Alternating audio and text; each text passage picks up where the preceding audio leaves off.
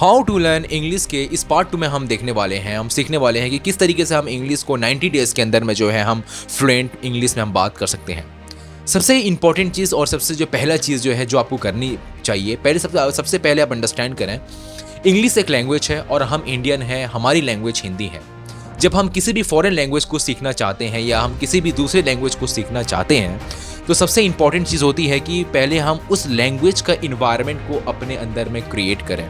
हमें पता है कि हमारे फैमिली में इंग्लिश में कोई बात नहीं करता, हमारे सराउंडिंग में भी इंग्लिश में बात कोई नहीं करता, बट हमें इंग्लिश सीखना बहुत ज़रूरी है बिकॉज कि हमें आगे चल के अपने आप को, पर्सनैलिटी को इन्हेंस करना है, डेवलप करना है, इम्प्रूव करना है और जॉब में भी हमारी बहुत सारी अपॉर्चुनिटीज़ जो हैं वो इंग्लिश के होने से ही आपको जो हासिल होती हैं। ठीक है, तो सबसे इंपॉर्टेंट चीज़ जो होती है वो पहले होती है अपने अंदर में इंग्लिश का इन्वायरमेंट को आप पहले क्रिएट करें।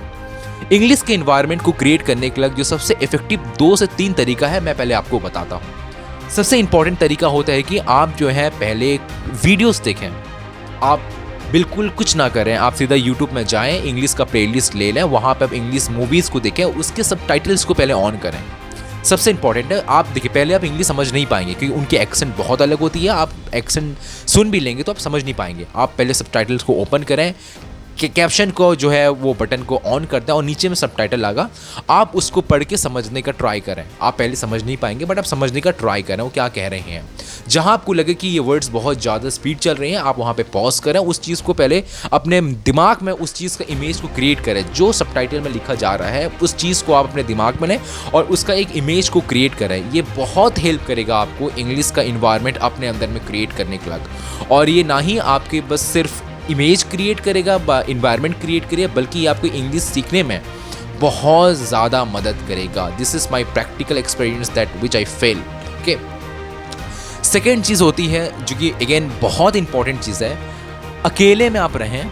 ठीक है, अकेले में रहें और जितना से जितना हो सके आप इंग्लिश बोलें।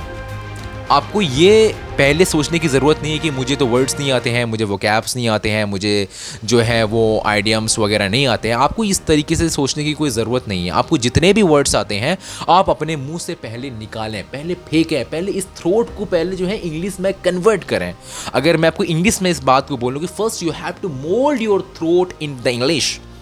जब तक आप इस गले को इंग्लिश नहीं बनाएंगे, जब तक आपको ये पेट को आप इंग्लिश नहीं बनाएंगे, तब तक आप इंग्लिश में बात कैसे कर सकेंगे। इंग्लिश में बात तो आप कर लेंगे, फिर आप उसी टाइप का ही बात करेंगे जिस तरीके से आम लोग बात करते हैं, लाइक या I am going, I am eating. आप इस तरीके से ही बात कर पाएंगे, आप फ्लुएंट बात नहीं कर पाएंगे। फ्लुएंट बात करने के लिए सबसे इंपॉर्टेंट होगी कि आप अपने पेट को, अपने गले को, अपने दिमाग को पहले इंग्लिश में कन्वर्ट करें। इंग्लिश में कन्वर्ट करने के लिए आप इंग्लिश के वीडियोस देखें, उनके सबटाइटल्स को ऑन करें।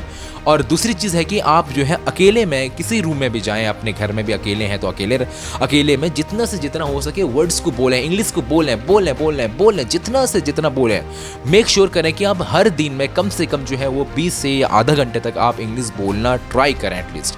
जब तक आप इंग्लिश को मुंह से नहीं निकालेंगे तब तक आप इंग्लिश को सीख नहीं पाएंगे। आप इंग्लिश सीख तो लेंगे बट आप बोल नहीं पाएंगे। आपका प्रॉब्लम है बोलना, ना कि सीखना। ठीक है, तो इंग्लिश सीखने के साथ साथ ना हमें बोलने का भी प्रैक्टिस करना ज़रूरी है। और तीसरी जो सबसे इंपॉर्टेंट चीज़ जो होती है वो होती है कि आप जो है रोज़ाना हर दिन जो है अपने मोबाइल का कैमरा आपके पास है, मोबाइल के कैमरे को ऑन करो और मोबाइल के कैमरे के सामने धीरे से बोलें।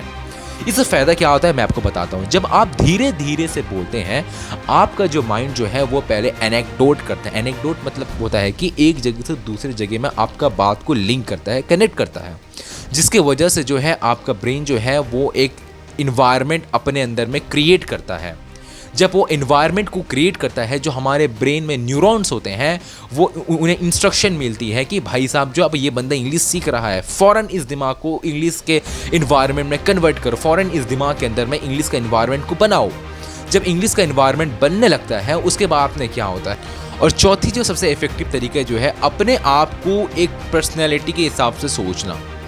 ये बहुत लोग ये मिस्टेक करते हैं। लोग कहते हैं कि यार कैसे करें। भाई साहब मैं अपनी पर्सनल एक्सपीरियंस में बताता हूँ। जब मैं इंग्लिश सीख रहा था तो मैं अपने आप को ये सोचता था कि I am a English person हूँ मैं, या फिर मैं कोई फुटबॉलर हूँ, मैं कोई क्रिकेट प्लेयर हूँ और मैं एक बहुत सारे लोगों के सामने बैठा हूँ, मुझसे लोग इंटरव्यू ले रहे हैं इंग्लिश में और मुझे इंग्लिश बोलना है और वो भी ठीक बोलना है। ठीक है, ठीक पहले न तो बोल नहीं पाऊँगा बट हाँ मैं ये सोचता था। जब आप सोचते हो ना तो वो आपके ब्रेन को इंस्ट्रक्शन मिलता है, आपके ब्रेन में जो डोपामीन होता है ना ये चेंज होती है, इसका हैबिट को चेंज करता है।